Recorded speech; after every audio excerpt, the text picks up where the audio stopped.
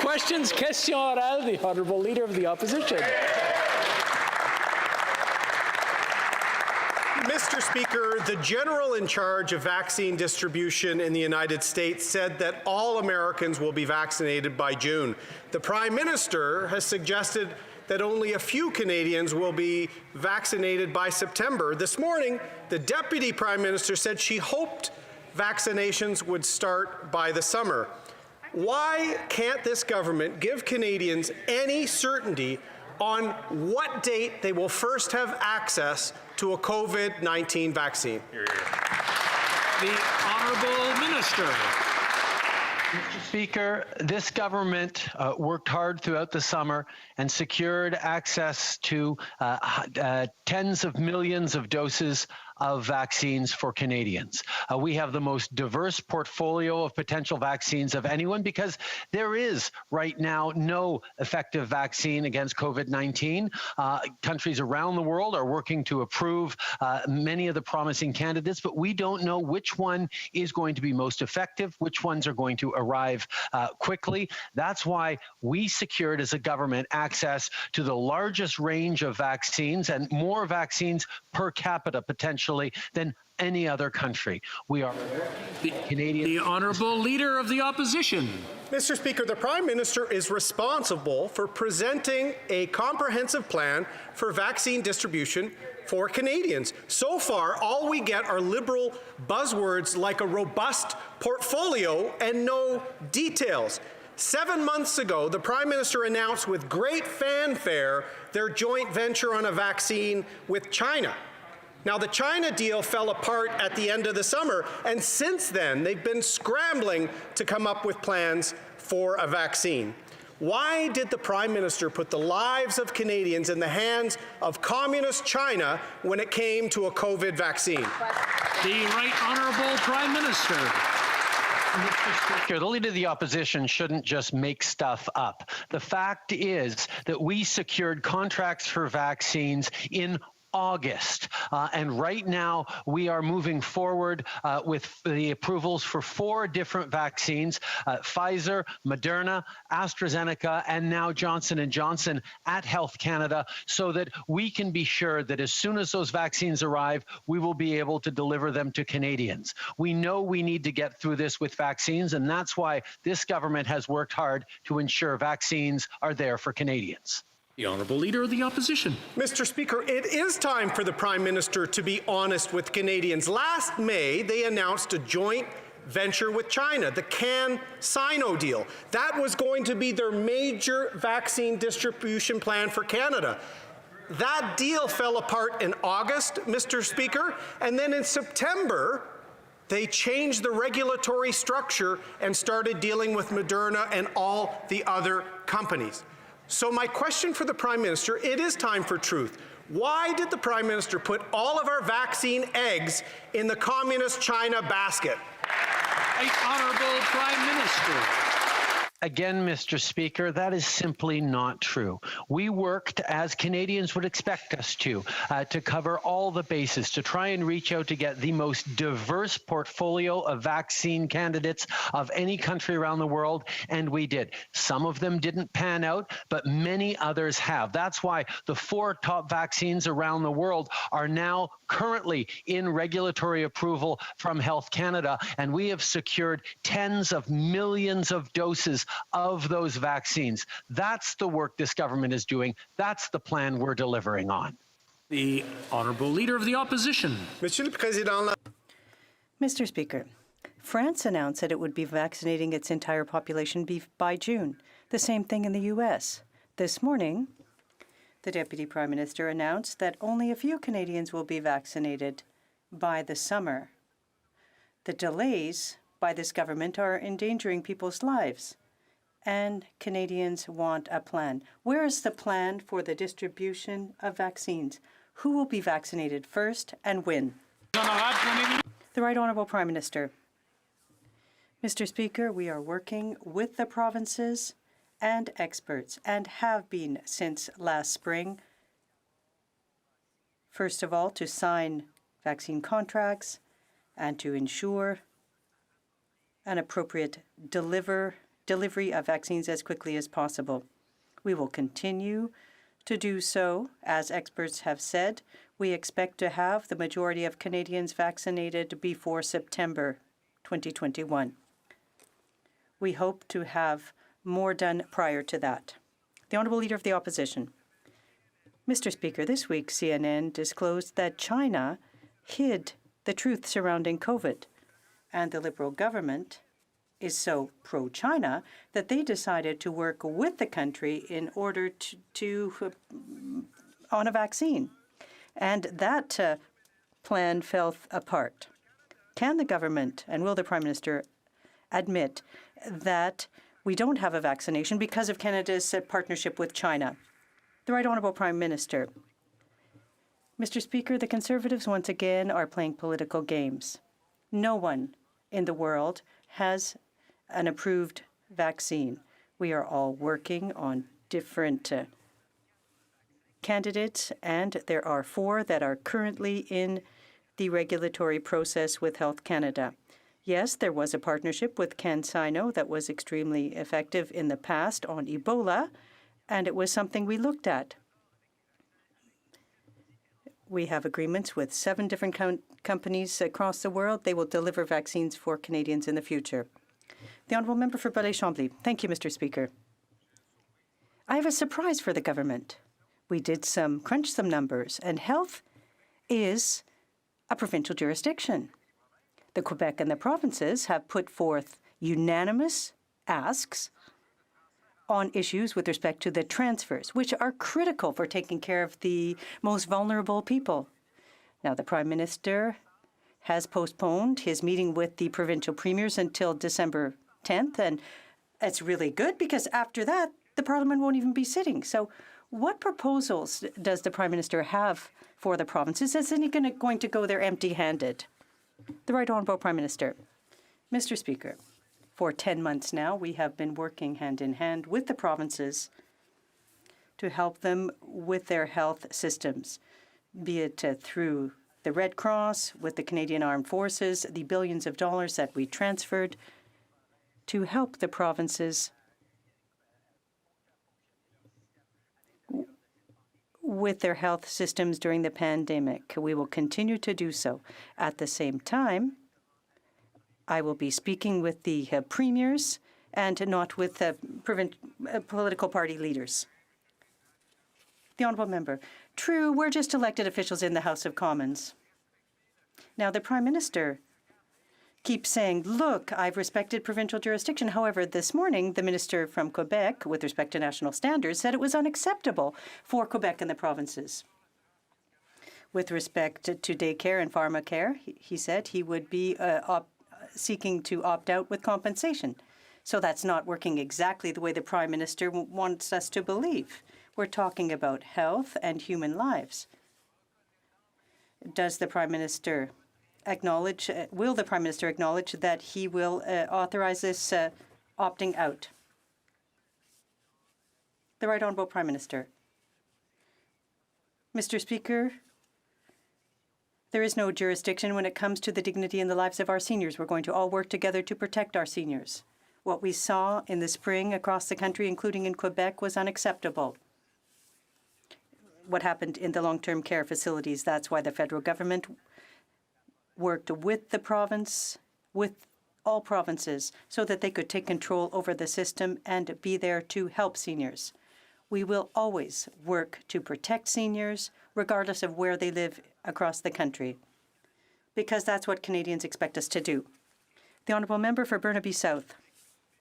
We all know that seniors have been particularly hard hit by COVID-19, not just because they're vulnerable, but also because of the isolation. Many seniors have seen their programs canceled and they can't come together and connect the way they usually were able to. Now, we know that the medical experts are saying that there's enough COVID vaccines to cover about 3 million Canadians. There are over 4.5 million seniors over the age of 70. So what's the plan? Which seniors will get the vaccine and which will have to wait? Right Honourable Prime Minister. Mr. Speaker, every step of the way we have worked with health experts and scientists to determine the prioritization of vaccines on the rollout. We need to get to the most vulnerable. We need to get to our frontline healthcare workers, and that is exactly what we're going to do. We're working with the provinces on establishing that list, but I can tell you that the vaccines that are coming in are going to go to those people who most need them most urgently. And because Canada has secured tens of millions of doses of the vaccines, we will ensure that everyone gets vaccines in the coming months. Member for Burnaby South. Thank you, Mr. Speaker. Mr. Speaker, the Shamattawa First Nations community in northern Manitoba is faced with a COVID-19 outbreak, and they are in urgent need of help. They're already dealing with a housing crisis and TB. Like many other remote and northern Indigenous communities, they have underfunding, under-resourcing, and a lack of access to basic things like the internet to deal with. The chief has asked for military to be sent to the nation, First Nation, to provide testing, tracing, and safety measures. Will the Prime Minister heed the call of the chief and send in the military supports that they need?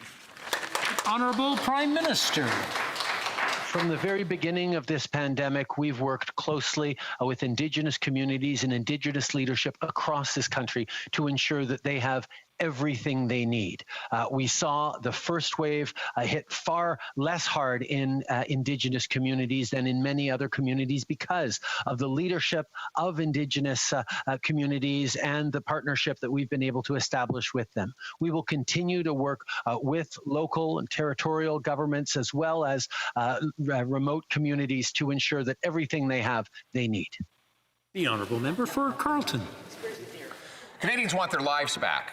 But yesterday, they got no plan to fix the vaccine mess that this government has made. They want paychecks, but instead yesterday they just got more credit card bills. The national credit card will grow by $10,000 per man, woman, and child in Canada. The deficit is 8 times bigger than the previous all-time record, bigger than any other country in the G20. And yet, we won't have vaccines before billions of other people have them. The only way to get Canadians safely back to work and paychecks in their pockets is a vaccine. When will every Canadian who wants one have one?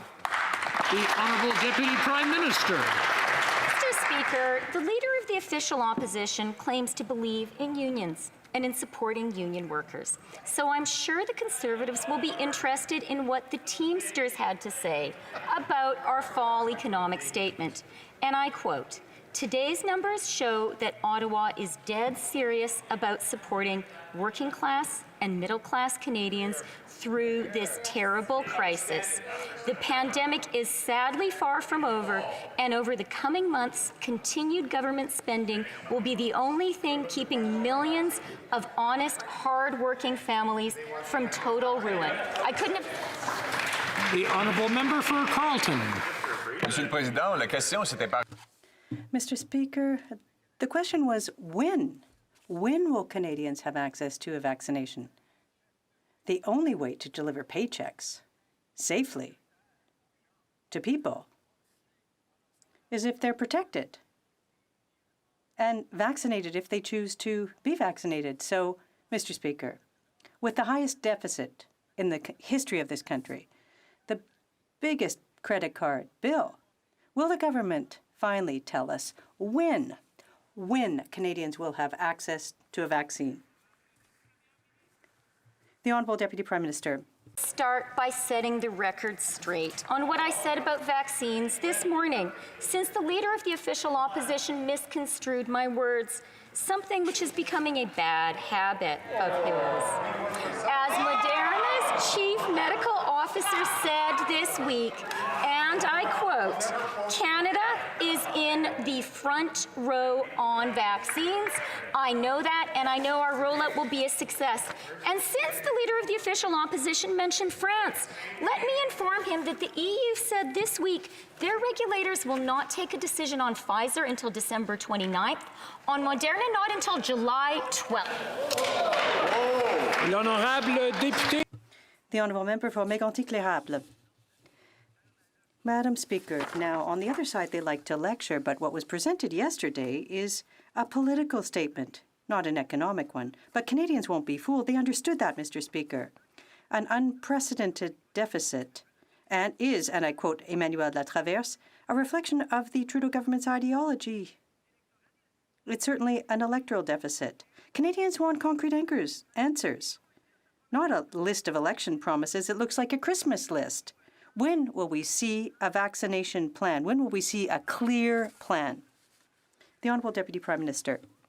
Mr. Speaker, when will the Conservatives have a financial plan, a clear and defined plan? On Sunday at Tout le monde en parle, the Leader of the Opposition assured Canadians that he would provide the same level of support that we have provided under a Conservative government. So, what do the Conservatives really believe? Le député de Mégantic-l'Érable. The Honourable Member. Mr. Speaker, the economic statement is disappointing. There's a lack of certainty around vaccines. There's a lack of clarity for budgets.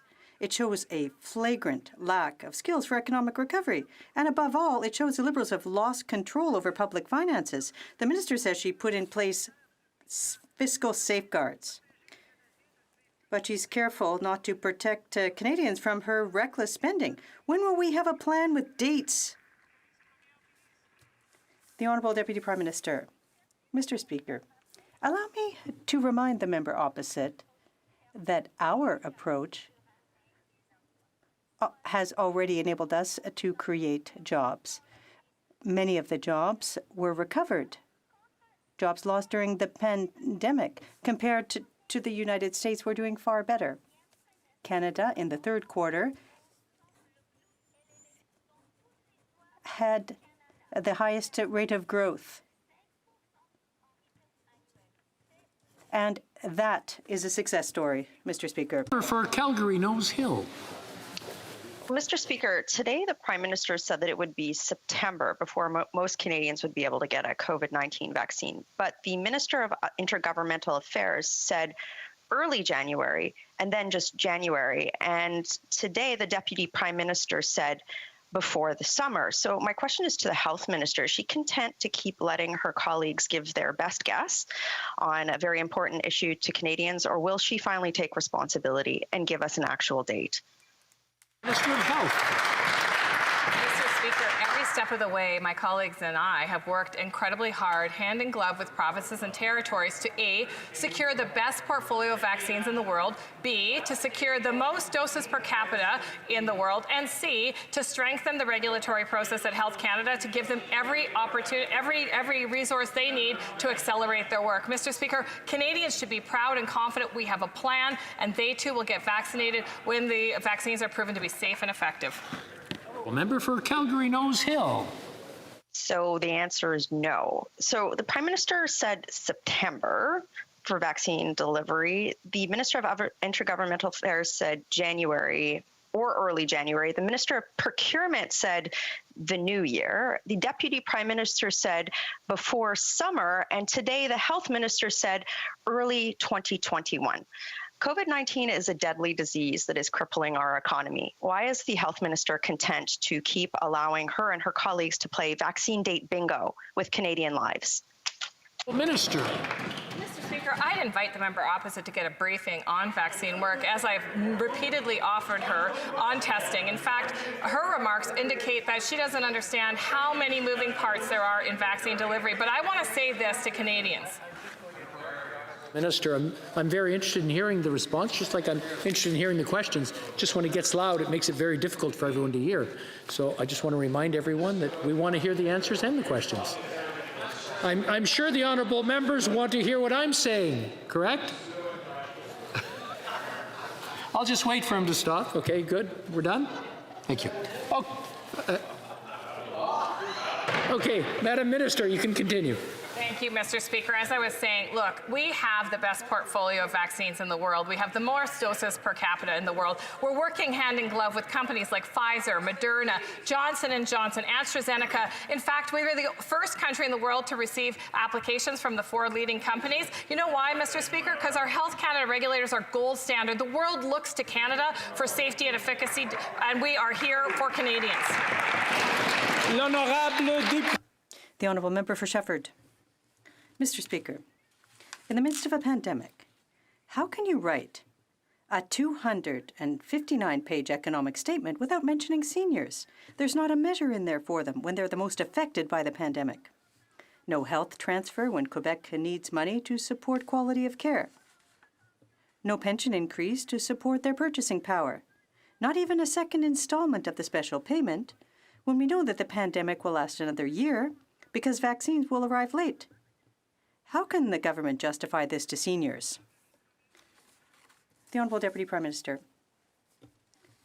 From the outset, we have worked with the provinces and territories to protect Canada's most vulnerable by supporting the work of the Red Cross and by deploying members of the Canadian Armed Forces to some long-term care facilities. In the economic statement, we committed up to $1 billion for safety in long-term care facilities to continue to help the provinces and territories protect our seniors. The Honourable Member. Mr. Speaker, I was talking about more money in seniors' pockets, at least in the throne speech. The government had raised the possibility of increasing the old age pension. That wasn't enough, but at least the possibility existed. Today, not a word for seniors in the economic update. The Liberals let them down. Seniors are the ones who suffer the most from COVID. They're the ones dying from it. They're the ones who suffered the harshest confinement measures. They're the ones who are going to be spending Christmas alone this year to protect themselves. How can the government abandon them today? The Honourable Minister.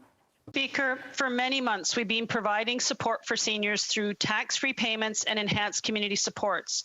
The fall economic statement reiterated our government's support for seniors by establishing a new $1 billion safe long-term care fund that will help provinces and territories protect seniors in long-term care.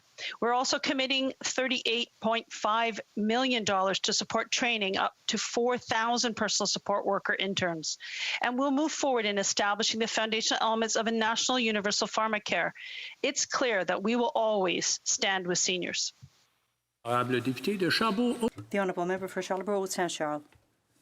Mr. Speaker, before the COVID crisis, the Prime Minister already demonstrated his inability to manage crises. And here's proof. On Friday, he said to everyone that by September, the majority of Canadians would be vaccinated. And I asked the minister yesterday, does that mean 51%? And the minister said we've got 70%. 70% of Canadians would be vaccinated. So can the minister use some documents and show us how she arrived at that figure? Or did she improvise it during question period? The Honourable Minister. Mr. Speaker, we are working hard to ensure that Canadians can be vaccinated when the time comes. When we have a vaccine in Canada, we are working with the provinces and the territories to create a distribution plan so that Canadians can be vaccinated. Our approach has always been guided by science, and nothing will change. In collaboration with experts like the Advisory Committee and other experts in public health, we will ensure that Canadians have a vaccine from COVID-19. The Honourable Member. Mr. Speaker, if we talk about planning, well, we can look at our allies. Yesterday, French CBC said in a report that Germany doesn't yet have a vaccine, but already has a very detailed logistics plan in place. They've presented it to their fellow citizens a couple of weeks ago. And it says that it'll take 2 minutes for each German citizen to be vaccinated. The Netherlands, Belgium, and France are some of the other countries that have made their plans public. So we look ridiculous in the eyes of the world. When will we see a detailed plan? The Honourable Government House Leader. The Conservatives are playing partisan politics on vaccinations, and they're trying to make Canadians afraid, Mr. Speaker. That's unacceptable for months now. And they don't like to hear it either, but for months now we've been working with the provinces. We've been preparing the process for rolling out vaccines. We've appointed General Fortier. We are working together. They don't like to admit it, but we're going to be delivering the goods for Canadians. Selkirk, Interlake, Eastman. Well, Mr. Speaker, millions of people around the world will start getting vaccinated for COVID-19 next week. Canadians will be stuck at home watching it all happen on TV. The Liberals say they have a plan, but they're keeping everyone in the dark. Canadians deserve to know, Mr. Speaker, how many troops will be deployed to distribute COVID-19 vaccines? Who is the top logistics officer who will be in charge of this distribution? Where's the plan? The Honourable Minister of Health. Mr. Speaker, the member opposite, I understand, has a great deal of knowledge about the Canadian Armed Forces, and I want to say to him that he should be expecting the same level of excellence that he would have come to know during his time with the forces. We are so pleased that Major General Danny Fortin has embedded himself and his team within the Public Health Agency of Canada. This builds on the partnerships across the government to safely deploy vaccines. And Mr. Speaker, I'll tell you this, we will not deploy vaccines until we're certain they're safe in Canada. That's the role of Health Canada. We're world-class regulators. Canadians can be confident in this. The Honourable Member for Selkirk, Interlake, Eastman. Mr. Speaker, I have confidence in the Canadian Armed Forces. I don't have confidence in this government. They say they have the plan, but it doesn't sound like they have a plan. How can Canadians trust this Liberal government when they refuse to answer simple questions? Canadians deserve answers, so I'll try this again. How many personnel are being trained to inoculate Canadians against COVID-19? How many military aircraft are ready to deploy to distribute these vaccines? Where's the plan? Well, Minister. Well, Mr. Speaker, the member opposite doesn't realize that actually immunization is done by provinces and territories. In fact, they have the jurisdiction to deliver health care, and the federal government is stepping up to help them in that responsibility by acquiring vaccines, by ensuring we have a logistical plan to deploy the complicated vaccines. But let me say this, Mr. Speaker, the provinces and territories have successfully, over the last few weeks, vaccinated 16 million Canadians for influenza. They have the expertise. They have the people to do that. We're going to support them. Well, Member for Vancouver, Kingsway. This week, the U.S. received vaccines on American soil, so they're ready to distribute once approved by the FDA. In contrast, Canada has either refused or neglected to accept vaccines while waiting for Health Canada's approval. Clearly, making arrangements to accelerate vaccinations is smart policy. Having vaccines on Canadian soil ready to be rolled out once approved will save time and lives. The Liberals are either refusing to receive vaccines now or are unprepared to do so. Which is it, and why are they falling behind the United States? Well, Minister of Health. Mr. Speaker, I stay focused on Canada's plan, and I can tell you it's one of the best in the world. And you know why, Mr. Speaker? Because we have 7 of the most promising vaccines in our portfolio. We have more doses per capita. We're working closely with manufacturers like Pfizer and Moderna, AstraZeneca, Johnson & Johnson just applied on Monday. We were the first country in the world to get their application. And here's what the Moderna's chief medical advisor said: Canada's in the front row. That's because we acted early, we secured contracts early, and we're well placed to vaccinate Canadians. The Honourable Member for Vancouver East. Mr. Speaker, that wasn't an answer to my colleague's question. In Canada, we have learned that only 3 million doses of vaccine will be available by March, while other countries are stocking up so that there is no delay in getting them to their citizens once they are approved. If we don't take swift action, Canadians will have to live with the pandemic for months longer than other countries. The toll on seniors, families, and small businesses is already significant. Why won't the Prime Minister ensure that Canada stock up on the vaccine while we await for Health Canada approval? Honourable Minister. Thank you, Mr. Speaker. And I'll just repeat, we have the best portfolio in the world. In fact, we have the most doses per capita in the world, and that's because of an aggressive procurement strategy at the very beginning. And not only that, Mr. Speaker, we are working hand in glove with manufacturers around the world. Canada is well situated. The manufacturers themselves are saying we're well situated. And on top of that, Mr. Speaker, we have the expertise in a public health care system that knows how to vaccinate Canadians. So I have confidence in Canadians, I have confidence in the regulators, and I have a confidence in the provinces and territories that will get this done. Honourable Member for Etobicoke Centre. Thank you, Speaker. My question is to the Minister of Environment and Climate Change. Minister, Canadians, I think, and people in my community in Etobicoke Centre want clean air, healthier communities, and they also want a strong economy while protecting the environment for our children and our grandchildren. And that is why constituents in my riding of Etobicoke Centre want governments to take real and meaningful action on climate change. Now, today is the coming into force day of the amendments to the Federal Sustainable Development Act. So, Minister, could you share with this House and with my constituents in Etobicoke Centre how this is helping us in the fight against climate change? The Honourable Minister. Thank you, Mr. Speaker, and I certainly want to thank the member from Etobicoke Centre for his deep commitment to tackling climate change.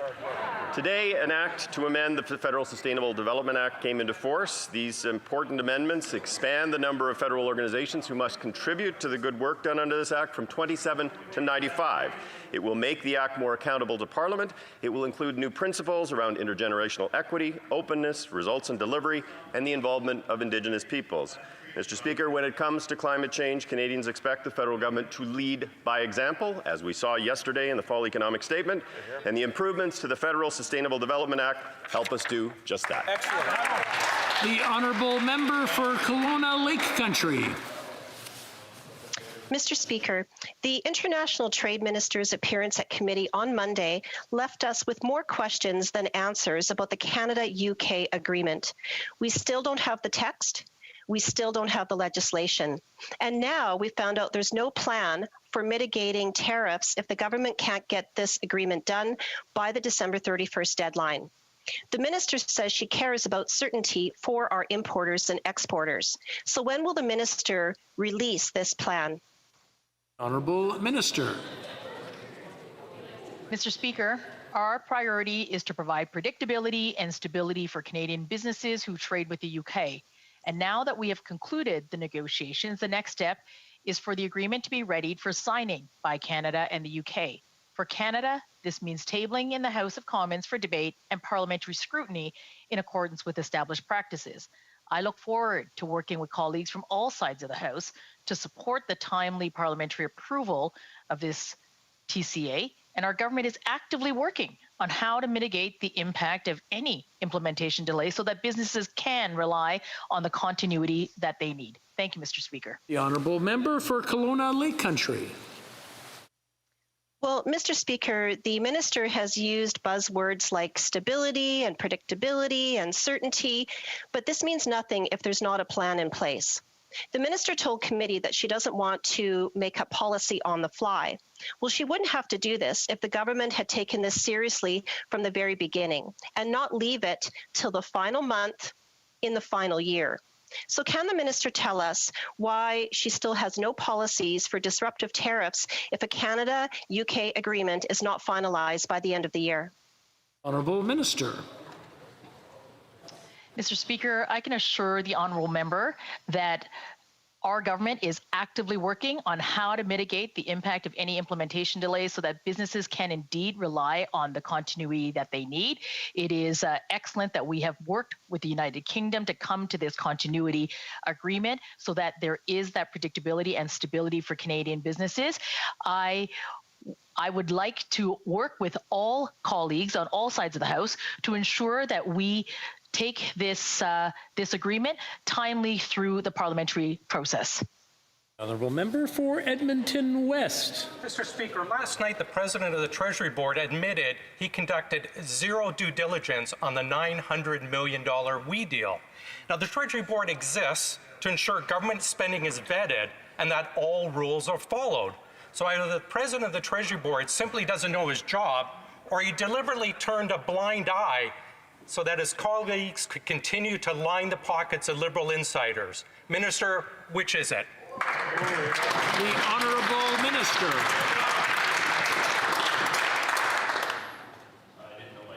Thank you, Mr. Speaker. I'm very glad and proud to be able to answer this question. As a member knows, since I told him just last night, the Treasury Board Secretariat is there to provide both guidelines and make sure that authorities are at the disposal of appropriate ministers when it comes to implementing new policies and programs. Thank you, Mr. Speaker. Before I continue, I just want to bring up one point. I notice on both sides, the questions are being asked of the Speaker. I'm sure they don't want the answers from me. Please ask the questions through the Speaker and answer through the Speaker. L'honorable député de Bellechasse-les-Échemins-Lévis. The honourable member for Bellechasse-les-Échemins-Lévis. Mr. Speaker, the Liberals claim to care about French in Quebec, but the reality is very different.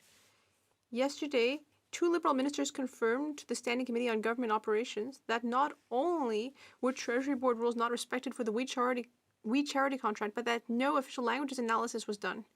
The Liberals claim to be defenders of French, but ultimately they just don't seem to care. Why did the Minister of Inclusion and Youth ignore Treasury Board rules when it comes to the We Charity scandal in Quebec? The Honourable Minister. Merci, Monsieur le Président. Thank you, Mr. Speaker. It goes without saying that we respect not only the spirit, but the letter of the Official Languages Act. My colleague, the President of the Treasury Board, is doing his hard work to ensure that we respect official languages, and that's what we do. And if my colleagues has any other questions on that, we will be pleased to answer. Thank you. The Honourable Member for Saint-Hyacinthe, Bagot. Mr. Speaker, in the economic update, the government said that it was going to help the industries most affected by the pandemic. That's all very well, but once again, nothing about the aerospace industry. When planes have been stuck on the ground for 8 months, it's very discouraging. We're talking 20,000 jobs that are threatened on the short term in the next 2 years without a policy for aerospace. We're talking about a network of SMEs that is fragile and that may be bought at bargain basement prices by foreign companies. We're going to lose control of our economy. What will it take for the minister to take action to protect Quebec's global expertise? The Honourable Deputy Prime Minister. Mr. Speaker, our government is very much aware of the importance of aerospace and the air sector.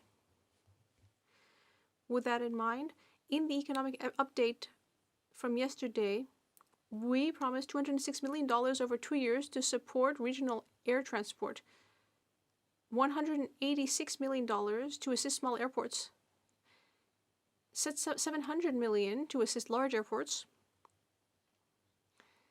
and we are now in discussions with large airlines. The Honourable Member for Saint-Hyacinthe Bagot. Mr. Speaker, we're not talking about air transport. We're talking about the aerospace industry. Let me just say that. For months, we've been told that there's going to be a solution, but there wasn't a single word about aerospace in the throne speech or in the economic update from yesterday. At a certain point, silence speaks louder than words, Mr. Speaker. If the minister is working on a plan, he's clearly all alone because his boss doesn't seem to care. His boss is turning his back on Quebec's biggest export sector. Is the minister so isolated within his own government? The Honourable Deputy Prime Minister. Thank you, Mr. Speaker. All of Canada's exports, including Quebec, of course, are very important to our government. Personally, I have worked closely with the aluminum sector to protect our exports. Concerning aerospace, it is a crucial sector, and transitioning aerospace to the green economy can and must be part of our economic growth plan. Caledon. Mr. Speaker, hospitals all across Canada have done a phenomenal job of taking care of people. They do this despite staff burnout, increased operating costs for PPE cleaning, and many more. Headwater Healthcare in my riding does this and faces this every single day. But now they're being asked to be pilot sites for rapid tests with absolutely no money to operate these machines. How has it taken 11 months for us to be piloting rapid tests in hospitals during a pandemic? Minister of Health. Mr. Speaker, every single step of the way, we've been there for provinces and territories to protect healthcare workers with massive amounts of personal protective equipment, to ensure they have the tools they need, including building up testing capacity, ensuring that they have the ability to contact trace, ensuring they have the ability to capture all that data. Over 5.7 million tests have been deployed, Mr. Speaker, across the country, 2 million to Ontario, 1 million to Quebec, over 1 million to Quebec, 650,000 to Alberta, 627,000 to BC. The list goes on, Mr. Speaker. We'll be there for provinces and territories and for the hospitals the member opposite is talking about. The honourable member for Edmonton Riverbend. Mr. Speaker, currently during the pandemic, we're seeing an increased emphasis on using plastic items. Many grocery stores are asking customers to keep their reusable bags at home and providing plastic bags instead. The increase in ordering from restaurants has seen an uptick in to-go packaging, including plastic cutlery. The use of masks and gloves at stores means we're having to use more disposable waste than ever before. As businesses struggle to stay open and adapt, why has the minister chosen right now to push labeling plastic as a toxic substance? The Honourable Minister of the Environment. Thank you, Mr. Speaker. Canadians know that plastics are a challenge that need to be managed appropriately. The focus of the plastics announcements that we made a couple of weeks ago is about keeping plastics in our economy and not in the environment, in our lakes, our rivers, and our oceans. The vast bulk of what we announced was about enhancing recycling, ensuring that we're actually getting investments alongside regulations that will improve the amount of plastic materials that are actually recycled, completely consistent with what the government of Alberta announced with respect to turning that province into a centre for recycling opportunities going forward. Mr. Speaker, Canadians are far ahead of political parties on this. They want us to address the plastics issue. The honourable member for Port Moody Coquitlam. Mr. Speaker, Fraser Mills, a brewery in Port Moody, just opened in March. Unfortunately, with lockdowns, they can only serve at 30% capacity in their tap room. With reduced revenue, no rent relief, looming loans, fixed costs, and PPE expenses, the owners are depleting their personal savings to stay open because this government has failed to provide help for newly opened businesses that can't confirm revenue loss. What will the minister do to help new businesses like Fraser Mills and give them a peace of mind this Christmas? Hear, hear. The Honourable Deputy Prime Minister. Thank you very much, Mr. Speaker. And this gives me a great opportunity to point out to the lion's share of businesses in Canada that the rent support program is open now and businesses will start getting their money this week. That is going to support thousands and thousands of jobs across the country. And for businesses like the one we just heard of, subject to additional lockdown measures, they can get up to 90% of their rent covered. Now, we do know there are special circumstances always and some businesses fall through the cracks. And that's where the RDAs come in. They are able to support those businesses, and I would urge that business to talk to its local RDA. L'honorable député de Brome-Missisquoi. Monsieur le Président, les producteurs de lait, d'œufs et de volailles font la force et la vitalité de nos régions rurales d'un bout à l'autre du pays, y compris dans ma circonscription de Brome-Missisquoi. Située à Farnham, la fromagerie des Cantons, qui fait des produits artisanaux et qui a remporté plusieurs prix pour son fromage au lait de vache Jersey, pourra en bénéficier.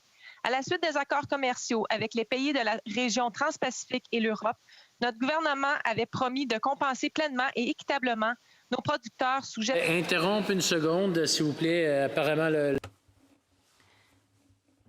place. I'm sorry to interrupt. It seems that there's an issue with the interpretation.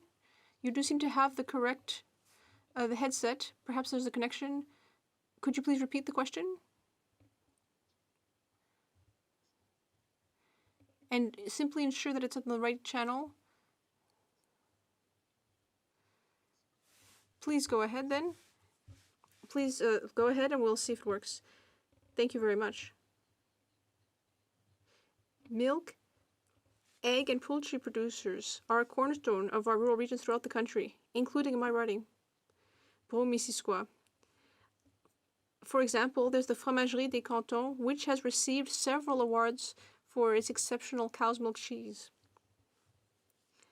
After signing FTAs with Trans-Pacific region countries in Europe, our government promised to fully and fairly compensate supply-managed producers. Can the Minister of Agriculture and Agri-Food give this House more details about the compensation package? The Honourable Minister. Thank you, Mr. Speaker. Last Saturday, we announced that out of the money promised in compensation for the 2 first agreements, we announced that that compensation would be delivered over 7 or 3 years rather than 7.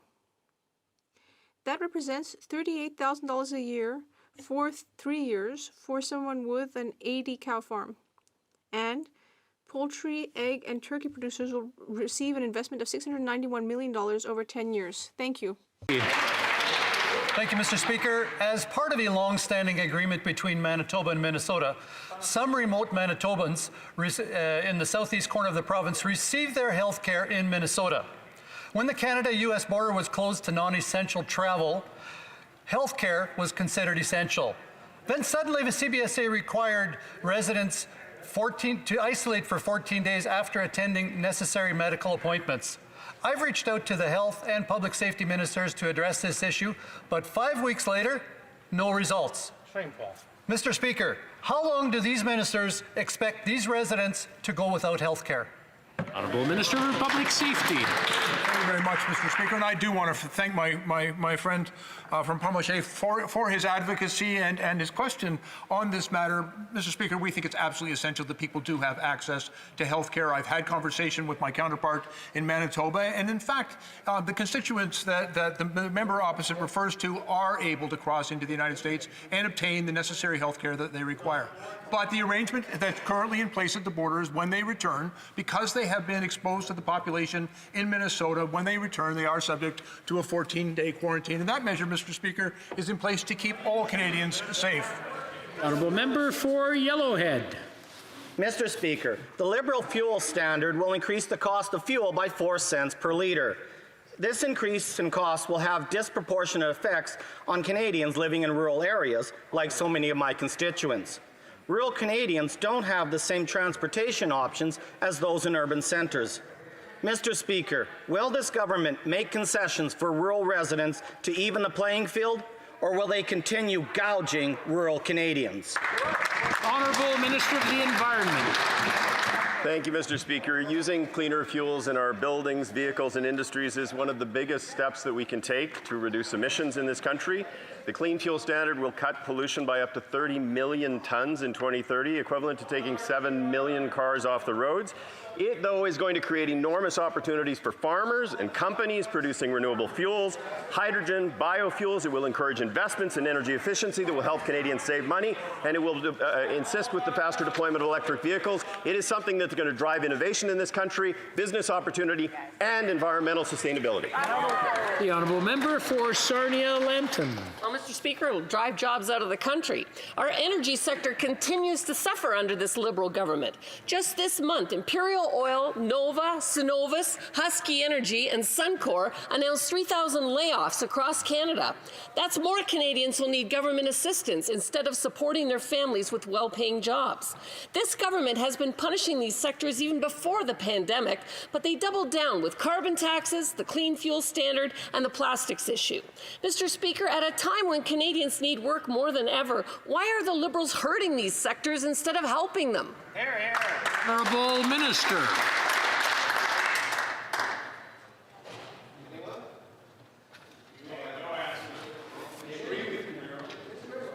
The Honourable Minister.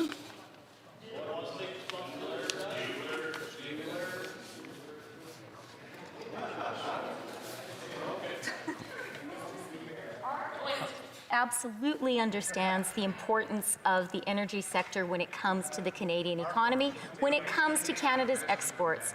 And that is why we have been working very, very closely with the energy sector in a joint effort to reach net zero emissions by 2050. Because the Canadian energy sector understands that we, as a country, the Alberta energy sector as a sector needs to be able to do that in order to attract investment from around the world, and we are here to support them.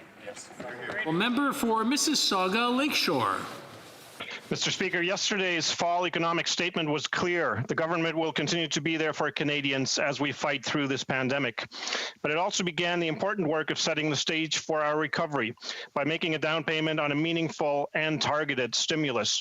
Can the Minister for Middle Class Prosperity and Associate Minister of Finance tell the House how the government will ensure this recovery is inclusive and focused on the quality of life of Canadians? Honourable Minister. Mr. Speaker, I'd like to thank the honourable member from Mississauga Lakeshore for his question and for his hard work for his constituents. Smart, time-limited investments that improve Canadians' quality of life are at the heart of our plan to jumpstart the economy. This means taking the next steps toward a Canada-wide early learning and childcare system, support for youth through job placements, and alleviation of federal student loan interest. Mr. Speaker, we will also bolster training supports for those hardest hit by the pandemic, including marginalized and racialized women, Indigenous peoples, people with disabilities. Thank you, Mr. Speaker. The honourable member for London Fanshawe. During the first wave of COVID-19, the government decided to temporarily not profit off struggling students and froze student loan repayments and interest. Just last week, the Liberals unanimously supported the NDP motion to go a step further and put a moratorium on student loan repayments until May 31st, 2021. Students hoped it would be in the economic update. However, 6 days later, Liberals already broke their promise. Students are being forced to continue to make loan payments in the middle of the second wave. What happened between last week and yesterday that caused Liberals to break their promise to students? Woohoo! The Honourable Minister.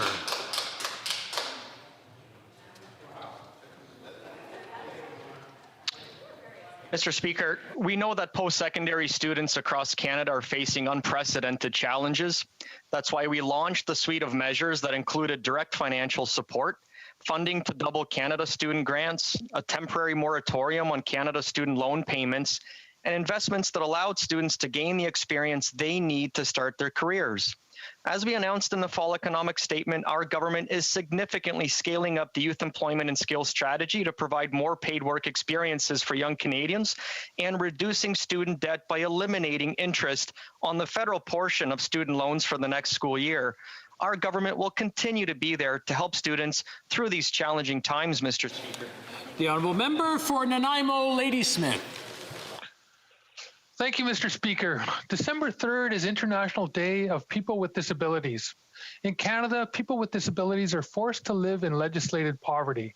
Benefit clawbacks prevent them from earning a modest living. Veteran Affairs Canada has a backlog of almost 50,000 disability benefit applications, and people with disabilities are still being charged outrageous fees for help applying for the CPP disability tax credit.